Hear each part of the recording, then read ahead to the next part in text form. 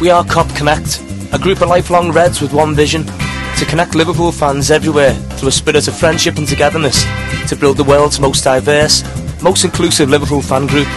Join our growing community on our KopConnect Facebook group, on Twitter and Instagram, and our website KopConnect.com. KopConnect, the ultimate Liverpool fan experience, brought to you by Liverpool fans, for Liverpool fans. KopConnect.com.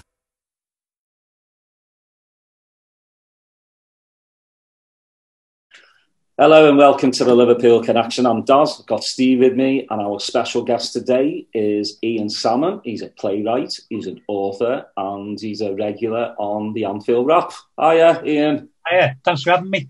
Yeah, I feel like, again, we just spoke for like 30 minutes before pressing record. Let's get started. When did you fall in love with this wonderful club? Like, and then when was your first Anfield experience? It's a bit of a weird one for me, because I was kind of a geeky child and a geeky teenager, so I was more interested in books and comics and things. I was a complete Marvel aficionado, and that meant more to me growing up than football did. So I didn't really invest in football growing up as a child, not helped by the fact that I was absolutely useless at it. I can't kick a ball to save my life. Never have been able to. I don't see it actually happening at any point now. And I found that my first match is somewhere around about 1970. And it was a reserve game. And memory tells me that I saw Hunt and St. John play.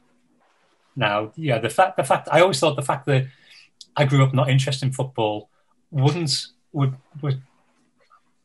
sit well with my dad, because he'd named me Ian Roger after St. John and Hunt, or depending what day you spoke to him, Callaghan and Hunt. But obviously the Roger is definitely Hunt, but the Ian is either the Saint or Cally, depending on what day my dad told you the story.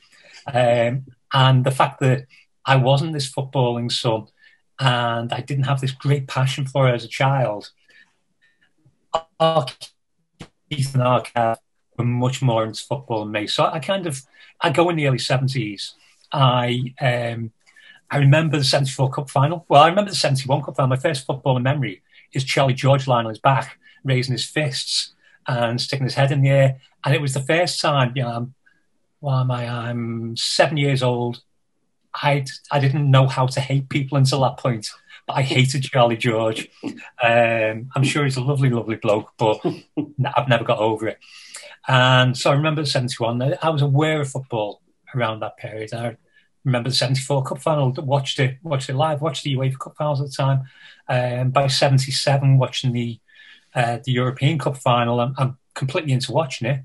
78 is probably the first major game I go to, which is the 78. It's the semi-final of the European Cup against Borussia Mönchengladbach. So that would be, April 78. So I'm 14 by that point. And then into the early 80s, I kind of grew into it, but then away with it because I was playing in a band. So I kind of moved into football, moved away. But I was at that point where you could just rock up on a Saturday afternoon and pay to stand on the cop with your mates. But 82, 83, I had a Saturday job with Quicksave. I was doing my A-levels. Then from 85, I had a job in insurance where they wanted me to work Saturdays. 86, I went to I'd been to a couple of Milk Cup finals, League Cup finals. I've been to replays. I've been to semi-finals. So I was into it. It wasn't like my all-consuming passion. Music was my all-consuming passion. 86, I'm at the FA Cup final when we do the double. And at that point, I'm getting a season ticket. I've decided I'm getting a season ticket. I was going to get a season ticket. 3 weeks later, I get a job in a record shop that I had for 27 years. That record shop being what was Revolver. I was soon subsumed into HMV. So I ended up with a long career in music retail management, which meant that I was working Saturdays for my entire life. So the football's there. I'm still passionate about the football. So I've become passionate in the 80s, and I'm still following it. 2001, 2000. Our Mattie's born November 2000, and we're playing in the UEFA Cup in that run that goes to 2001. And despite the fact that my wife is an Evertonian, we had the match on in the delivery room while we were, sitting there waiting, basically. And obviously, when it came to the more urgent part of the evening, the match went off, and we concentrated on what we were supposed to be doing. So I've got that passion there. The passion's grown. It's kind of always been there, but I don't remember when it started. I remember not being into it and then being into it, but it wasn't like there was this sudden flick of a switch, because it was that kind of thing where you could go with your mates, and when I was with Quickie, I could go with the guys from Quick Save to games, and you would bump into people you knew. So 86, I'm fully into it, and I'm still able to go to some games. 85, 86, because I'd sat the afternoons off. But 86, that's kind of it. 89, I moved to Hull for a year with work. 90 to 94, I was in Leeds. So it was one of those things where I couldn't get across for the game, really. Hull, well, I could. It's a 3-hour drive, but I didn't. I was in Hull when we played Crystal Palace, the 9-0 game. I found out about the 9-0 game the next morning. I didn't even know it was happening. It wasn't on TV. Certainly no radio in Hull that we could listen to it on. So I had no idea it was a game. Going to work next morning, pick up the Daily Mirror. Liverpool beat Crystal Palace 9-0 last night. Okay, fair enough. I missed that one, didn't I? I don't think I've actually ever seen the goals. I've never sought them out on YouTube. And we went to a few games while I was in Leeds. Went to the replay of the semi-final after Hillsborough. I was down at the replay at Palace. The replay, I can't even remember where the replay was. Went to the replay against Forest. I was at the semi-final next year against Palace, where they got revenge on us for the 9-0. So I've got 4 years away there. I would have been back at the 4-all derby, but there was a lad I was working with who was seriously ill at the time, and as I was about to leave work, he took a fit. So it was one of those where there was obviously no way anybody's leaving work, but that's obviously incidental. The fact was, I was still watching the game. I was still going to the game when I could. When we get back to Liverpool in '94, still getting to evening games. You still pay on the door occasionally. When our Keith moved to the Isle of Man in 2000, I basically started using his season tickets all the time. So that became my first regular sustained going since the mid-80s. I'd get to the occasional up to then, but then it was like, well, go to every game. On the proviso that if we got to a final, I'd built up the credits, our Keith used them. So his journey to Istanbul, which he talks about at great length, was because I'd been to the match for him. I'm sure I'd been able to sell a ticket to somebody else. I'm not bitter about that. I'm still bitter about him having my ticket to see the Jam in 1982 on the final tour and me not going because couldn't get the night off work. But I'm okay about the Istanbul thing. And then a few years ago, so it'd be, we are now 2020, so it's 2014. My dad passes away, and I inherited my dad's season ticket. And my dad was going to give his season ticket up after 2013-14, and one of the worst things for us about 2013-14 was that we knew how ill my dad was, and we knew this was going to be his last chance to see a league win. And obviously we didn't get it. And that was the thing that was there's always millions of regrets, but that was always a regret that my dad didn't see that last one. Also, the fact that my dad hasn't got to see this team, which would be, the best team he'd ever seen in his life. But so he passed away 2014. I take over his season ticket for the rest of the season, and then spoke to Liverpool in mid-2015, just before the season started, saying, this is what's happened. Can you change the ticket over to my name? I didn't tell him what my name was or my dad's name was until I got the answer. But he did it. He did it as quickly as possible, no messing around. All this idea that people, they take your season ticket away from you and it'll just go into the pot for whoever. no, they sorted it out. They couldn't have been any better with it. They couldn't have tried any more for me. They were fantastic. And that meant that my first season as a season ticket holder under my own name was the last season of the old Kop, which was the end of Brendan's reign, the beginning of Jurgen's reign, and then obviously next season is the first season ticket in the new stand, which we were given the choice, choose where you want to sit. I chose where my dad sat, so I worked out where it would be. So I'm still in my dad's seat and always will be when we get back there. So it's kind of like that's you asked one question about where did the journey start, and that was kind of like the entire journey in one breath, more or less. But that's it. So there wasn't a big moment of revelation. I don't remember my first game. I don't remember walking up the steps and seeing the field for the first time and seeing the stands. I don't remember any of that. I'd love to, but I don't. It was just kind of a gradual acclimatization. And I kind of got more and more into footy. Our Matty was born in 2000. So from 2000, that's the point where I really start getting into it in detail in terms of analysing it, because he's playing football from the time he's 4 years old. And at that point, when you're watching youth football for a good decade, you start to analyse the game a bit more because it means more to you right away, and you're involved, and you stand on the touchline and go, well, maybe if they do that playing alongside playing FIFA has taught me more about the game than I ever dreamt of growing up. If you'd asked me in the 80s, I wouldn't have known what formation we played. And now it's kind of like everything's second nature, and you can analyse it to an extent. I've sat at the match with our cousin, Tony, who coaches in the States. He was coaching down the Eastern Seaboard. And when you sit next to him and he talks about the game, you're like, okay, I don't know anything. I should probably shut up and just listen to this lad. But so there was never that blinding flash of this is for me. There wasn't, our Keith told the story of how he first came across the game and how my dad took him to his first away game. I didn't do aways. I've done the occasional away. I've done finals. Literally the only league away game I've ever done in my life was in Sheffield in late 89, early 90. So because I was living in Leeds and because I was living in Hull and my assistant manager was from Sheffield, we went over to see the game because it felt like something we should do. And we were sitting in the stands literally above Leppings Lane, having been left as it was. And I don't remember anything about the game at all. I don't know how we got on. I don't know what happened. I just remember that was a chilling, sobering moment. Apart from that, I don't do league away games because having worked Saturdays, once I got Saturdays back, I was kind of like, these are mine now. Mm-hmm. I'm not going to drive for 10 hours to go and see the game. It doesn't mean that much to me. My first European away was the final in Basel. I'd never done a European away before. And when I got there, I was kind of like, oh, Christ, this is what I've been missing out, isn't it?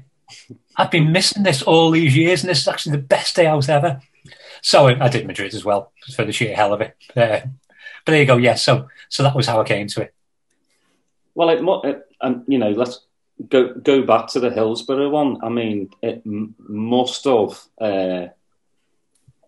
just been a crazy experience, just knowing that your brother was in there in Leppings Lane, because your dad was in the main stand, right? Dad was in the main stand. Keith and Kev were both in Leppings Lane. And looking back a long time now, it's all, there's a lot that you don't think about from the day. Even the fact that, I wasn't there. I was at work. So it's kind of like, I don't know what Keith and Kev went through. I know what they've told me. Our Kev started talking about it to me on the way to... We park up in the same place and just happened to bump into each other. The day the determinations came through, I parked up and our Kev just happened to park up at the same time. So we walked to the game together, which we don't always get to do. When my dad was alive, we'd meet up with my dad's and go to the game in one car. But since we lost my dad, we go separately. So walking across that day was the first time our Kev opened up about what he'd actually gone through. And it's a shocking thing. And our Keith, you know, the first time I knew what he'd gone through was reading his book. Mm-hmm. Because you think you've talked about it. And I was in the house when the police were interviewing him about it, but I wasn't in the room. And you don't really know, and you can't know if you weren't there. I mean, for me, my experience was I was at work. I was on the shop floor, and my manager, I was assistant manager at that point, my manager came up from the stock room where he'd been listening to the radio. He came up, and I forgive him for saying this because he had no idea. But he came up, he was a lad from Bury and a Man United fan, and he came up and went, "See, your lot are kicking off again." And obviously he had no idea what was happening. He couldn't know what was happening. So I went down. I don't remember listening to it. I remember being on the shop floor, and I remember not even thinking I should go home. I knew what was happening, and you know, I knew there were reports that there were injuries at the very least by half-time, but not even thinking I should go home. I was in work till 5:30, and my only thought was, well, I know my mum was going to the cemetery to tend to her auntie's grave that afternoon, because she was the only person in the house, and I thought, well, my mum won't know about it. It's okay because my mum won't know. Didn't occur to me for a second that every TV in Liverpool was showing it, and every TV showroom, which, you know, you still had the likes of Radio Rentals then where they rented out TVs, every TV that you could see in a shop window would have it being shown. It didn't occur to me. She knew what was going on. Jeanette was my fiance at the time. Now my wife, had been married 30 years. August just gone. She was watching it on TV. She knew what was going on. She could see it. She went over to my mum's. So my mum, Jeanette saw my mum before I did, and she was there when I got home. And Jeanette got to ours and knocked on the door. And to go back a little bit, so you've got the fact that I know our Keith and Kevin are in there. I know my dad's in the main stand. At least one of my uncles was there. I think possibly two of my uncles. And the lads with our Keith were the lads that, as I said, you know, you could still go and stand on the cop and pay at that point.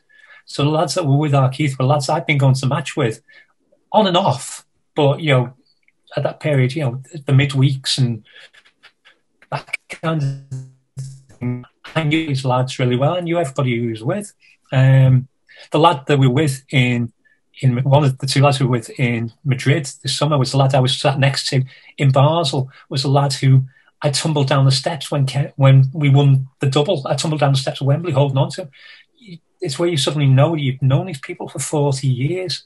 So I basically was one of the few people that I knew who wasn't there. So I was watching it from afar, and there's so much of the day that just isn't there. It's not there. There's the train ride to work that morning I can remember because it was normal. The train ride back, it's not there at all. But Jeanette got to ours just as our Keith had rung. So obviously, as you know, as you know, if anyone listening who's heard the podcast our Keith did with it,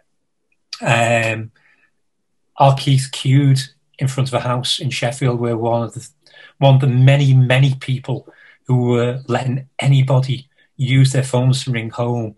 You know, the people of Sheffield, the people who lived around Hillsborough at that point, the credit that they deserve for everything they did for people on that day that doesn't get talked about a huge amount publicly.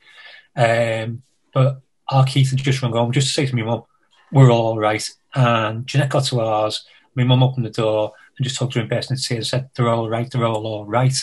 And as you said, you know, my job now is I'm a playwright. That's what I do.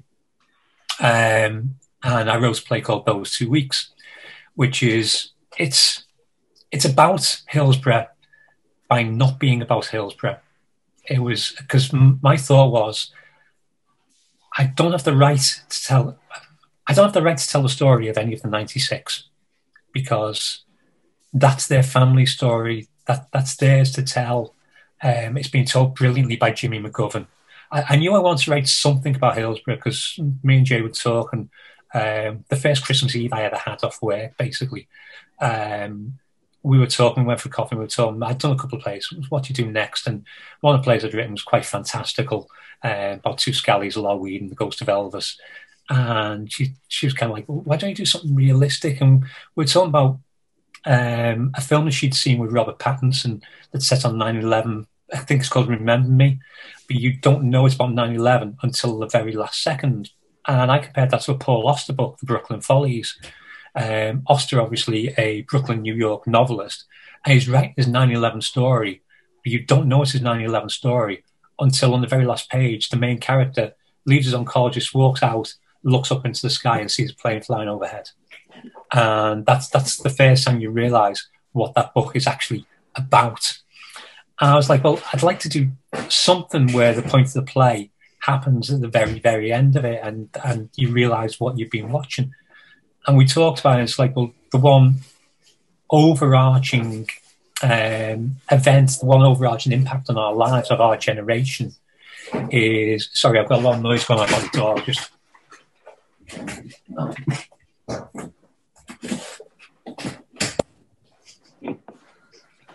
Sorry, my eldest lad just come back from the shops and there's all kinds of rustling going on. I do apologise for interrupting. So the one overarching event of our lives is Hillsborough. It's obviously, there's the before and there's after. But I didn't have the right to tell the story of the 96. I didn't feel I had the right to tell the story of anybody who was there, who was a survivor, because I don't know what they went through. I don't know what Keith and Kevin went through. I've spoken in the days after the play to people who were Central Penn survivors, and the stories that they've told me are more horrendous than any stories you've ever heard, because they're the stories that you don't hear unless you talk personally to somebody who was actually in the middle of it. So I didn't have the right to tell their stories, even though I didn't know that at the time. I didn't have the right to tell Keith and Kev's story. But the story I could tell was the story about what it was like to be at home beforehand. And the big thing was, when they did the pen portraits at the inquests, for the first time, nobody thinks of the people. It's not something that got talked about very often, the people. Even we as fans, even knowing who the individuals were and knowing the names, we still thought of the 96 as a unit, and they weren't. They were 96 people with 96 families with different feelings about life and different aspirations, different hopes and different dreams. And what came out in the pen portraits was the hopes and dreams, and the fact that what these 96 people were the aspirational working class. They were the working class that I grew up with, and a working class that over 30 years had been ignored and sidelined by government and media. So, Thatcherism treated the working class as an underclass. It's kind of like, well, no, the working class, our working class in the 80s, we aspired to do more than our parents did. Our parents aspired for us to do more than they did. We aspire for our children to do more than we've done. And that's always been the working class. So I wanted to write a play about a working class family in the days before, with just the problems ordinary families have. And then at the end, send them away. But if I was sending them away on the morning of the 15th of April, then I had to tell you that we were bringing them home as well. And within that, there was a monologue from one of the characters. And the words that I wanted to put in there, that I put in there, were my mum's words to Jeanette on the day. So there's that kind of... The play is just about life, just about normal life.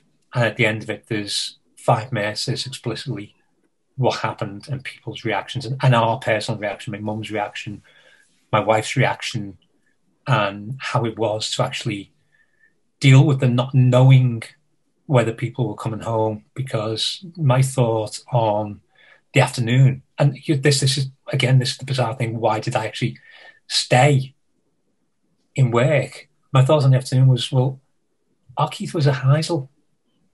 You don't get lucky twice. Well, what if? So obviously by that point we knew that people were being lost. So you stand there thinking, well, what if? What if? And, our wedding date is already set for 1990, and our Keith's already going to be my best man. I stand there thinking, what if? The what ifs, and I think that's, I think, as I said, so much that day, it's just completely lost. I don't remember the lads coming back in. I remember my dad coming back in later, because my dad arrived later because he was on the coach. The lads were in the car. My dad was on the coach, but the coach had to wait because one of the people who was going home on the coach didn't arrive back at the coach. And it was one of the 96 who didn't get back to the coach. And that was the first time I ever saw my dad cry. So my dad at that point, he's 50 years old. It was the first time I ever saw my dad cry. And that's a moment you don't expect. So part of the thing that I wanted to put into play was the fact that we are older than our parents were when it happened. And that's how long ago it is. And that was kind of like, I wanted that reality, that how young everybody was. Because each year you look at the names and you look at the anniversary, and every year there are less people younger than I am now listed, older than I am now rather. And we're getting to the point where I think there's only one person who passed away at Hillsborough who lived longer than I've currently lived. And I still feel I'm young. I've got a lot of time ahead of me. And the fact that the majority of people who were lost on that day are younger than my sons are. And our Kev was roughly the same age that our Matty is now. And you realise what he lived through and what he saw. And, you know, one of the images I'll carry with me forever is when we went to Anfield in the days after to put flowers down. We went a couple of times to put flowers down, and our Kev went up onto the cop and sat where he normally stood and just broke down. And it's something that I will see forever. You know, the actual blanks of flowers covering the ground is one of the most beautiful things I've ever seen in terms of people's reaction to something. Obviously, should never have been necessary, should never have happened. And we, one of my friends, my friend, Keith's friend, our Kev's friend, we grew up in the road, our road.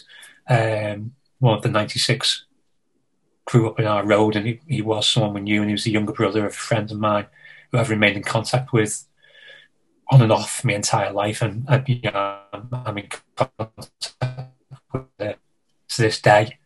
And it was something that, you know, we all knew. And the reason for writing the play, which we did for the final time last year, it was kind of like, it's the 30th anniversary, that this is the final time we do it. We only did 3 runs, and, you know, it's not my intention to play it again. But the reason for doing it was to say that we knew how easily any one of us could have been affected. And we know how fortunate we all are. And I know how fortunate I am that my family came back.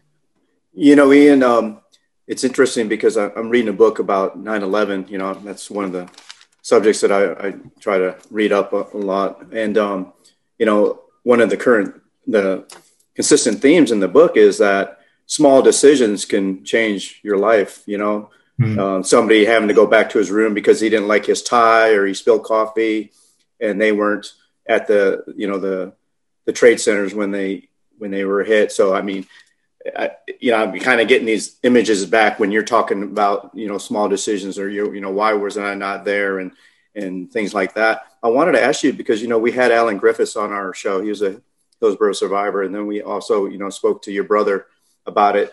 And it seemed like it took so many years before they sought out any therapy. Yeah. And to really, you know, start getting these feelings out in the open and having a professional, you know, talk them through this experience. Do you feel like that was kind of part of the delay in you writing that play as well? Is that, did it kind of help you with the feelings that you had inside, and, you know, not being there with your brothers? I think it definitely helped. Yeah. I mean, the timing of the play was, I didn't become a playwright until I was in my early 50s. I basically, after redundancy from HMV, I deliberately reinvented myself as a writer because it was what I'd always wanted to do. So that I wrote be 4 or 5 years ago now that I started writing it. And one of the things about writing it was the first thing I did was say to our Keith, to our Kev, and to our mate Mike, is it okay for me to write this? Because if you say it's not, I won't. And the first person who saw a first draft of it was our Keith. And it was kind of like, if this is not okay, then it goes no further than this. So I needed their approval for it.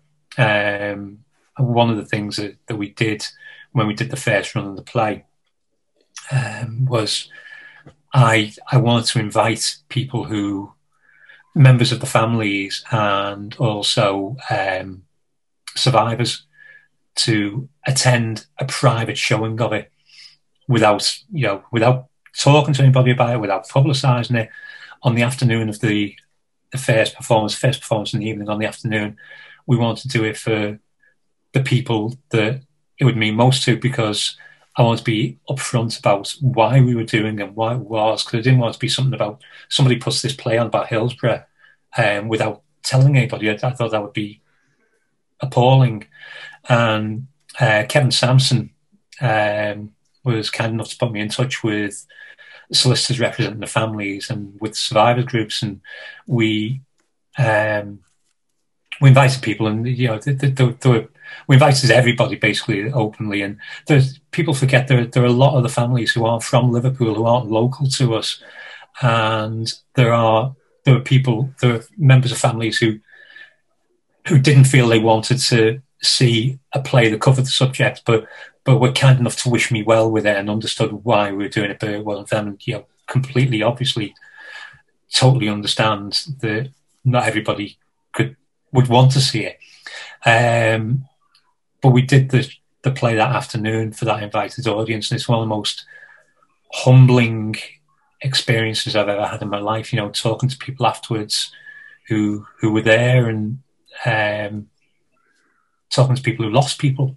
As I said, we know a family who lost somebody. So my intention was always to be respectful and to pay tribute to what the working class was and who these people were as I understood them, but not as individuals, but as what the working class was at the time by taking a fictional family. And it was an intensely humbling and a humblingly intense experience. It's one of the most intense rooms I've ever been in, and the response everybody was in there was unbelievable towards myself, towards the cast, towards the director, and the fact that they believed that what we did worked. Certainly for some of the survivors groups had said they reminded them that there wasn't before, which is it's an incredible thing to hear.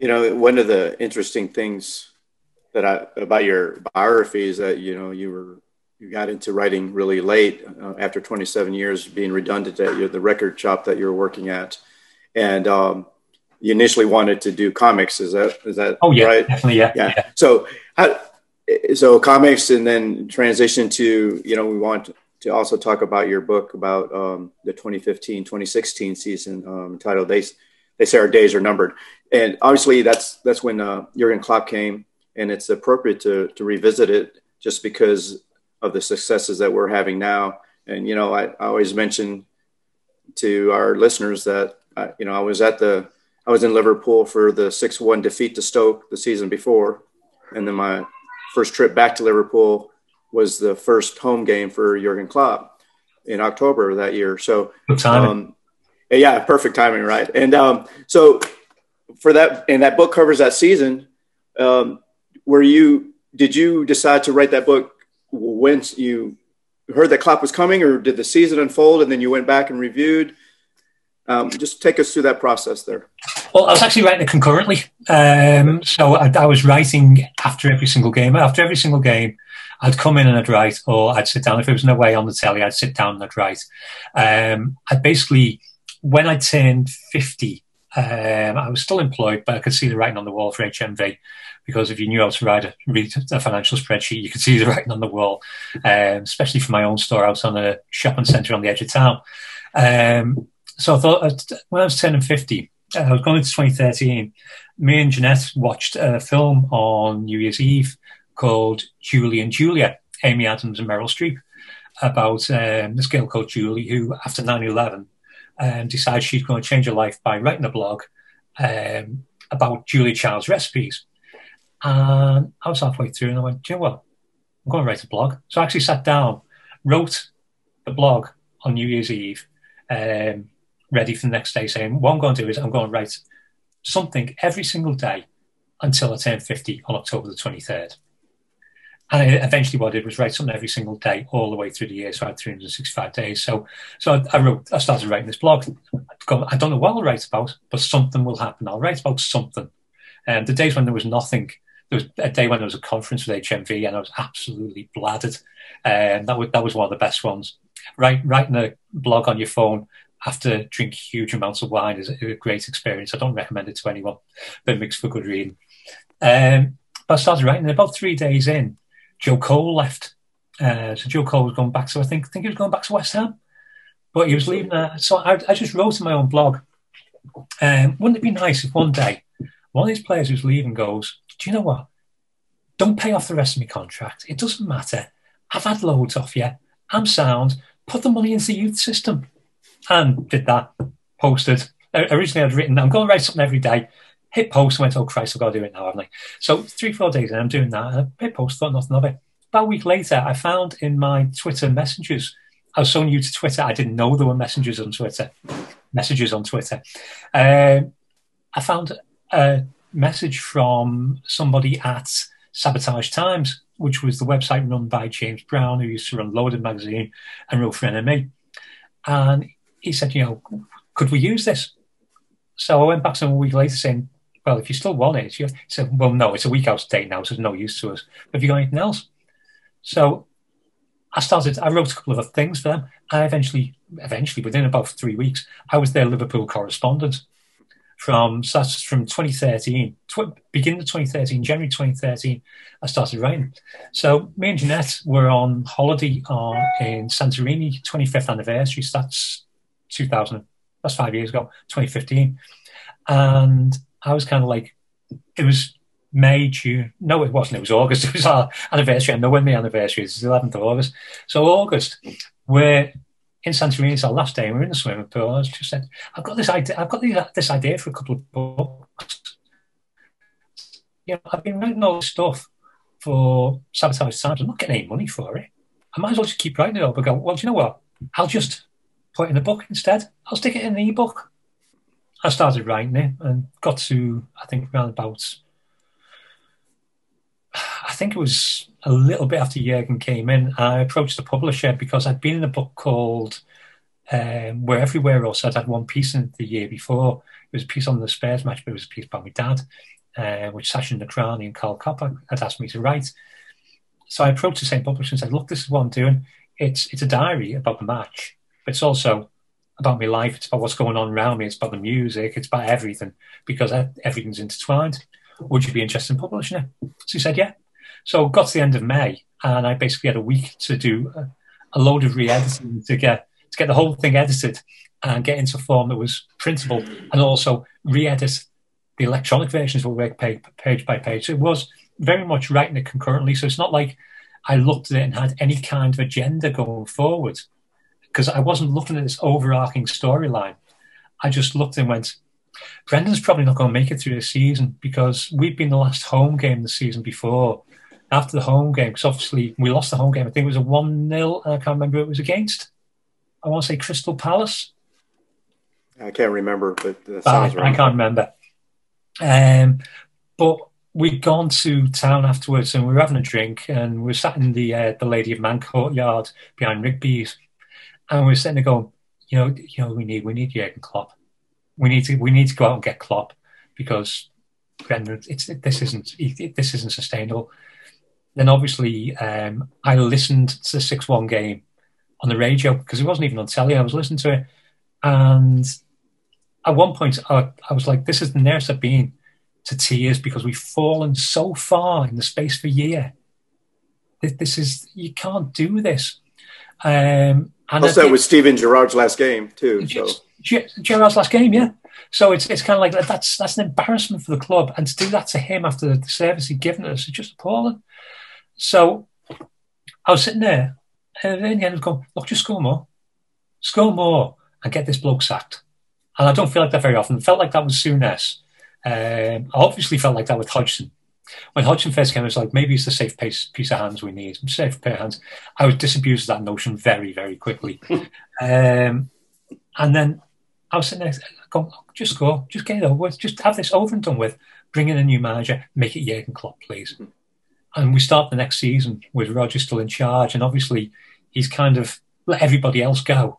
He's got these new people in helping him, and Gary Mack's in there. You're looking at going, not sure about this, but let's see. And maybe Brendan is the man to turn Balotelli round, and maybe this is going to work. And no, it just got worse and worse. And obviously, October the 4th, the Goodison Derby. I know this vividly because October the 4th is my wife's birthday, and my wife's an Evertonian, fanatical Evertonian, always has been. And that was one of the other things in the play. It was about an Evertonian meeting a Liverpudlian, and the respect that the Liverpudlian father had for the Evertonian girlfriend because she knew about football, because Jeanette does. So my one thing on Derby Day has always been, don't let it ruin their birthday. And it was 1-1 draw, so it was fantastic. Oh, 0-0 draw. It was a draw, so that's fantastic. And then he gets sacked that night. So that was kind of like, that was a bit of a bonus for her. So then obviously I get to cover the transition into Jurgen coming in. And it was that period we were looking at going, he knows what he's going to do. And covered the West Brom game, where obviously we come back and draw 2-2. He takes the lads down to takes them down to the Kop, and he does the arms like he used to in front of the yellow wall, and everybody on earth starts ripping the mickey out of us. I'm being polite. I'm doing really good for not swearing here. I'm usually far worse than this. And they are just ripping us apart for that. And it's kind of like, no, he's just bonded the fans and players. He's done that because it's what he always does. It's a reference to what he always does, and it's a bond between the fans and the players, and that's going to be important. That, and it was. I wrote about it on the day, so it's not like I look back at the end of the season with this will be an important day. I wrote this will be an important day on the day they happened, because I could see what it was for. I thought it was obvious what it was for. But it's a great tool for the fans to have a go. But yeah, so I got to cover that. It was the whole thing of being picked up from the blog. So I'm in the middle of changing everything I'm doing. I get to write this book as the season's happening. I got to do a couple of book signs as well. Do a couple of book signs of Waterstones in town. That's a fantastic thing. If you ever want to feel good about yourself, have people queuing in front of you to get your book signed by you. It's a brilliant feeling. Yeah, that'd be amazing. I'm sure. I know Keith has had that experience quite a few times, and you know, we're always so happy to speak to authors, you know, and that I've written books about Liverpool, because at the end of the day, you know, we're such passionate about this team. In that year, you know, we'll probably look back upon as one of the major transformational points of Liverpool Football Club, you know, having Klopp come in at that time. And obviously we've already seen the successes, but I think even 20 years from now that they're going to look back at that decision that was made to be one of the most prominent decisions in the history of our club, right? Yeah, because he's built already, and he's building an ethos. He's building a spirit to the club. He's taking control of the club at every level and regenerated everything between him and Michael Edwards, what they've done in terms of how we conduct our business, and for Klopp specifically, how we train, how we eat, how we look after players, how we search out the mentality of players. You know, how many flops? Most teams get a transfer wrong at some point. Transfers don't work out. Not all transfers work out. All of ours have. In general, you know, there's not many where you're looking and go, that's a failure. That's not worked at all. So, you know, that ethos is built, and the ethos is built of being able to promote from within in terms of bringing youth players through and showing that development. It's something that's going to sustain us. It could sustain us for next decade, next 2 decades. It's a fantastic thing to build. I mean, we've got, another 4 years of Jurgen? And then, personally, I would hope Pep Lijnders. Yeah. Because I think, much as I love Steven Gerrard, much as, he is one of the greatest figures in the history of the club, it's second only to Kenny, basically, in terms of how he is as a servant to the club. Pep Lijnders is making that team tick. It'd be like Paisley after Shankly. I think that's a very important thing. Plus everybody else behind him as well. You think how many times we questioned John Achterberg's role there because of the way the goalies weren't working. And then you realise, Klopp trusts Achterberg and you give him a really good goalie to work with and Achterberg shows exactly what he can do. So the people who've got behind the scenes, it's a fantastic setup we've got now. It's a setup that we didn't put in through the 90s, basically. We didn't, we know Souness tried to modernise in the wrong way with players who weren't ready to modernise. But what Klopp's done is he's modernised the club rather than the team. And he's modernised everything else, including obviously taking everybody out to Kirby in the next year rather than Melwood. They're going to get a shock when they find out how windy that place is. Yeah, I've been there. So I wanted to ask you a question. We've been on this, no fans allowed at the stadium, right, for a while. And I would imagine as an author and a season ticket holder, some people just go to the games and they're watching the games and that's their experience, right? But I would imagine as an author, when you go to a game, you're looking at you kind of view the game as a story, right? The whole experience, that there might be a possible story coming here. So I'm wondering, how has that affected you personally on the creative side, not being able to go to matches since April and probably not going to be able to go to them for the foreseeable future? Well, it looks like the next 6 months here, because it looks like the measures that they're putting in half an hour are going to last for 6 months. Football, to be honest, football's been very much a secondary concern for me this year. I would have just spent the last month at the Royal Court with a second run of Girls Don't Play Guitars. I would have had in November, I'd have been doing the comeback special again at the Epstein. So I've been in a position where the plays that I've been getting on, after a period as a playwright, I started by producing my own work and still being largely self-produced. But to do a month at the Royal Court last October with the biggest thing I've ever put on, in the biggest room I've ever put on, at a level I've not worked, that was a transitional thing for me. And I knew we were doing it again. Obviously, very early in lockdown, we lost that. And then not long ago, we lost November as well. We thought we might have had November for 4 nights at the Epstein. So missing football it's been missing for me. Not being able to be in a room with actors has been terrible because I've got so used to doing it so often and having meetings about things. So I've been writing. I'm on to my 4th screenplay of the summer at the moment. So what comes of them is, up in the air, but I'm certainly on to my 4th one with, expression of interest on a couple of things. And so I've kept going. So the football and the writing have been completely separate. I do see football as a narrative because I believe that there is a narrative in all of that. That's why I tend to think of the way Jurgen Klopp improves the team, and for me, improves the team year by year rather than season by season. It's like looking at year blocks and the way he's changed how we play football subtly each year. And, this idea of heavy metal football, I bridle that a little bit. 1, I don't like heavy metal. But 2, Jurgen Klopp never said he plays heavy metal football. It wasn't something he said. It's a misquote. It's like play it again, Sam. It doesn't get said. It's when somebody talks about Wenger and Arsene Wenger saying he likes football as a symphony. Jurgen Klopp said, "Yeah, but I prefer heavy metal." That was a throwaway line. It wasn't saying a heavy metal football. That was never there. That's other people have used it since.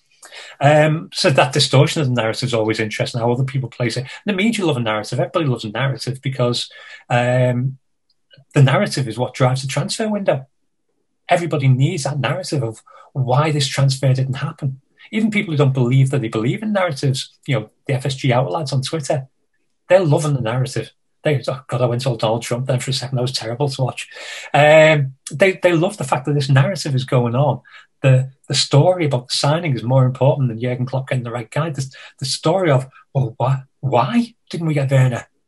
FSG have to leave because they didn't get Timo Werner. We didn't spend this money on Werner. Yeah, we just spent 40 million on Diogo Jota, and we bought you the best midfielder in the world. Oh, you've all gone quiet now, haven't you, lads? Oh, well, there you go. We haven't gone quiet. Oh, maybe it's just the fact that I've muted every single one of them now. Yeah. I tend to reply for a little bit, refer to them all as blurts and meths, and then mute them, because I think there's no point swearing at people. If you want a really good insult, blurt or meth, it's as good as it gets. And know what I mean. Yeah, Ian, I want to ask you. I know this is a Liverpool Football Club kind of related podcast, but one of the interesting things I saw was your play, "The Girls Don't Play Guitars." Can you? I mean, it seems like a fascinating subject and based on a true story. So, can you give us a quick synopsis of the play and how you came about writing it? Yeah, for anybody who's you putting this out on video as well. Yeah. So anybody who's watching, that's the show poster behind me. Nice. So the show posters behind me. I have a wall of the show posters. Girls Don't Play Guitars. For those 2 weeks on the top, you can't see, but the picture we used for it was our Keith and our mate Fleety from a game. I think it was against Luton in '88. I've got the comeback special. I've got Venus Rising. But Girls Don't Play Guitars. My mate Paul Fitzgerald is a local promoter. He was a musician in the '90s. He's been a tour manager. He promotes. He owned a bar. He came across this photo on Facebook of these 4 girls who were sitting on the Mersey ferry holding guitars. And he's like, they said underneath the live birds. And he's like, who the hell are these? And why have I never heard of them? The site that you use on Facebook, coincidentally enough, is run by John McMahon, the brother of my mate Lisa, who was the actress who delivers the closing monologue in those 2 weeks. So you get all these lovely little connections. Liverpool's a village, there's loads of connections. So he wrote an article for a website called Get Into This, Liverpool music website. And people below go and say, oh, this needs to be a film. I'm like, I'll write the script. And I bumped into Paul. Well, it wasn't hard to bump into him. I bumped into him at a gig he was putting on. He was doing the tour. As was going in, it was, I think it was a gig by Aviator, which is Pete Wilkinson, who used to be in Cast, has played bass for the Bunnymen. And once again, did this whole change. I've met so many interesting people whose work I'd seen, but now I kind of know them, and I'm in rooms with them talking to them like proper conversations, like they're real human beings rather than people whose records I own, because obviously they are real human beings. And Paul said, I've got this idea, I want to talk to you later. So he said, do you fancy writing a play about this, about these girls? I'm like, yeah, sound. I'll do that.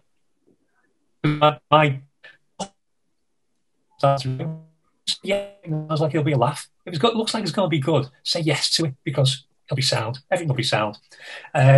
So I took, my internet connection's currently unstable, so I hope you're okay.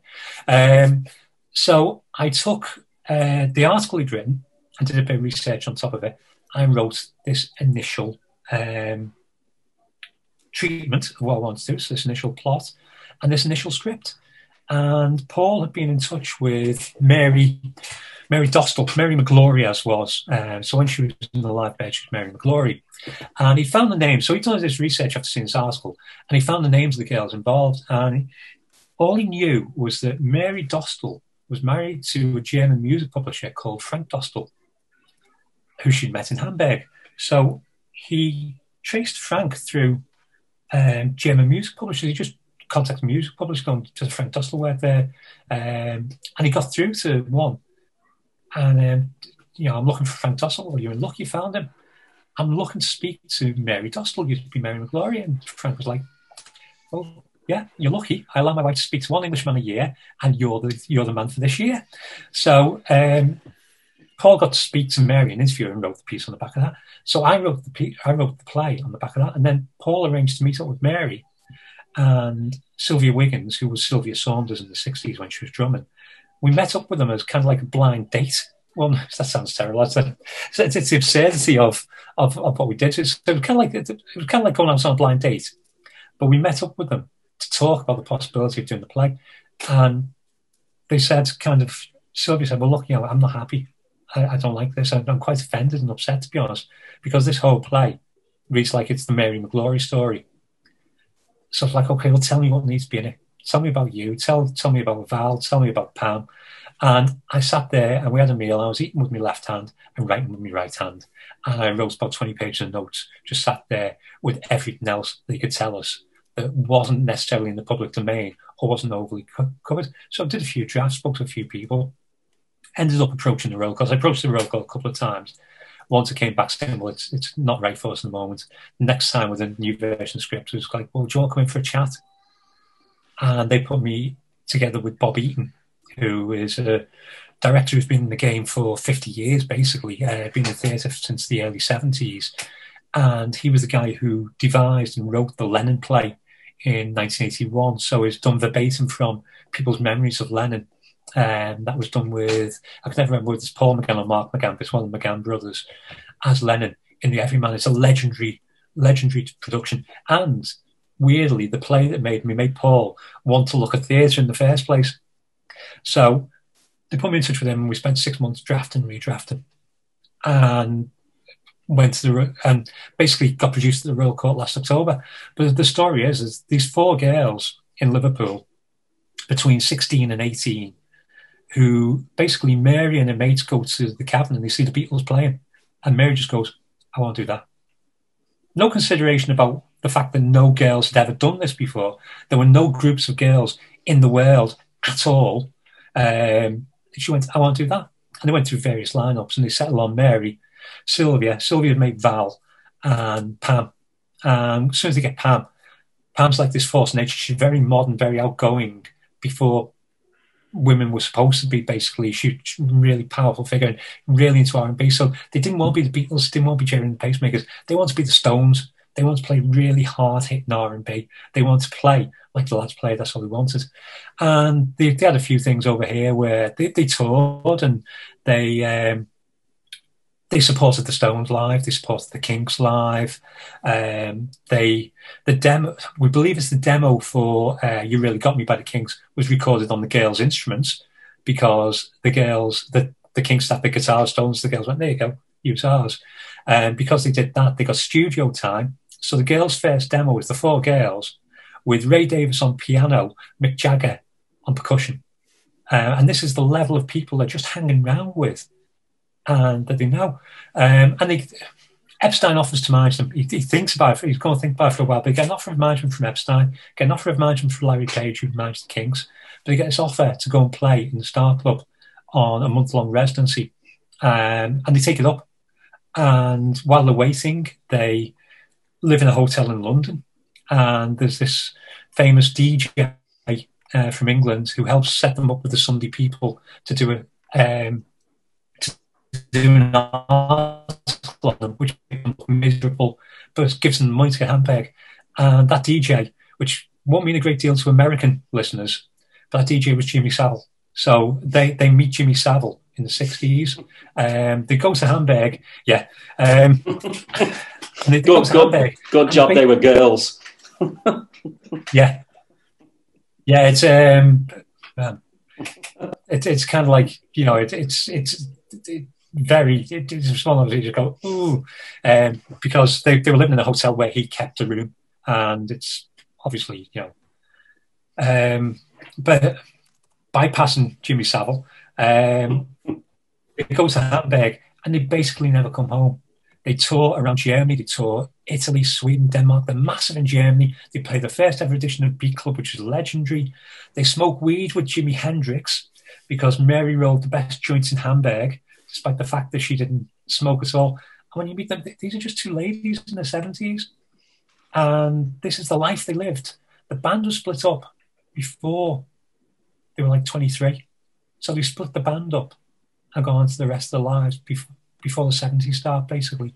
But they've had this incredible life, but they never did anything in England, never did anything in America. Supported Chuck Berry in Berlin and supported him by playing his own songs because they had them in the set. They were told not to, so they did. And Chuck Berry's manager came on stage to try and push them off stage. Val, the guitarist, elbows him, tells him to off. So it's everything's in this great story, but nobody in England knew any about it. Hardly anybody in Liverpool had heard of them. So I get to tell the story.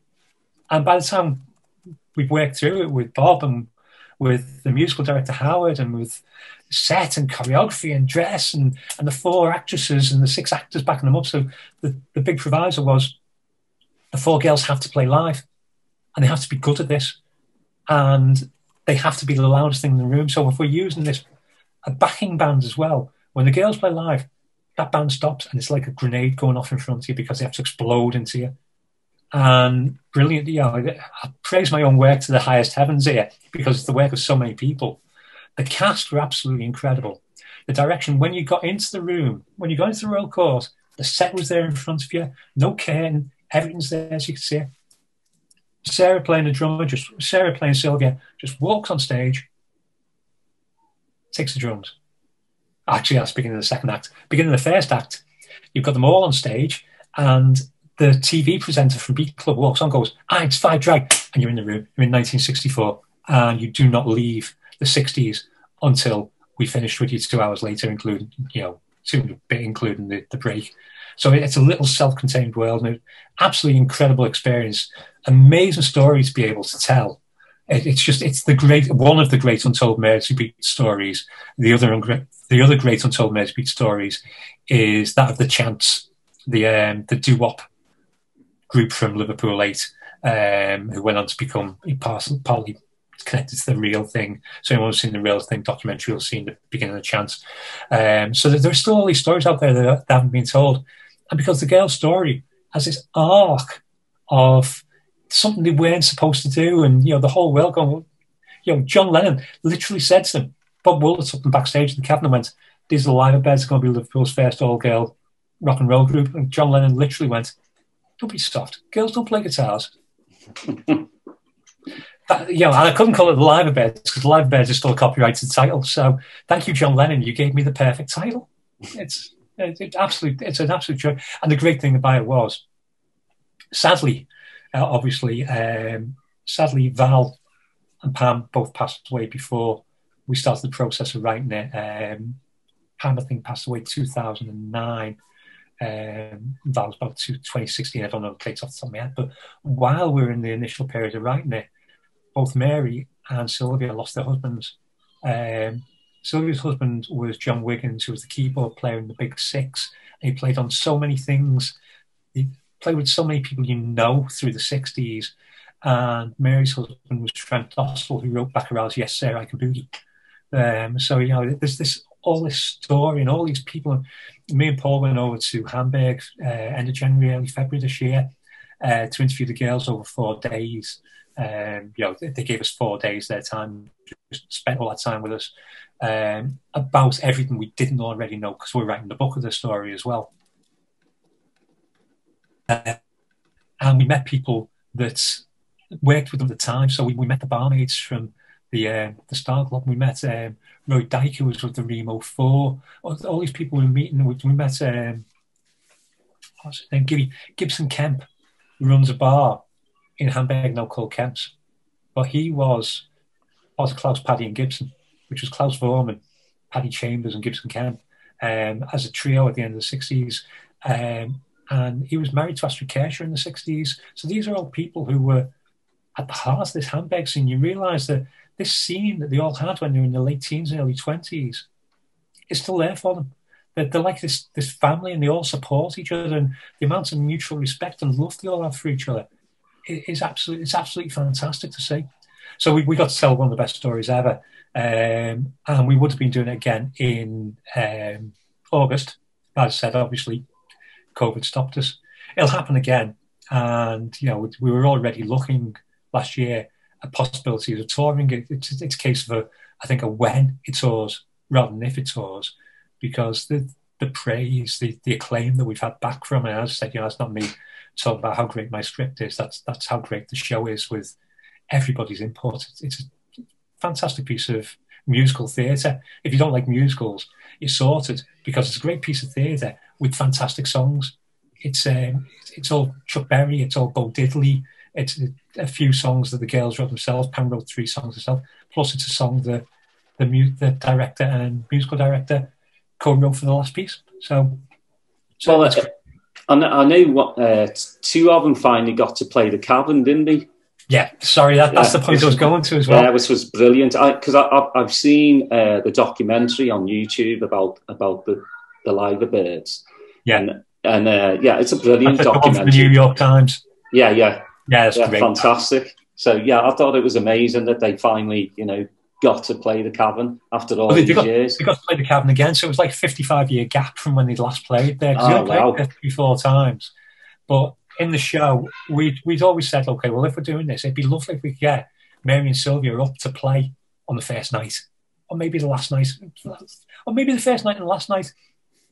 And we always said, if we could launch at the Cavern, that'd be great. If we can get them playing live with our girls as well. So our 4 girls played a few numbers, and then Mary and Sylvia got up and did 2 numbers with Sarah and Molly. So Lisa as Pam.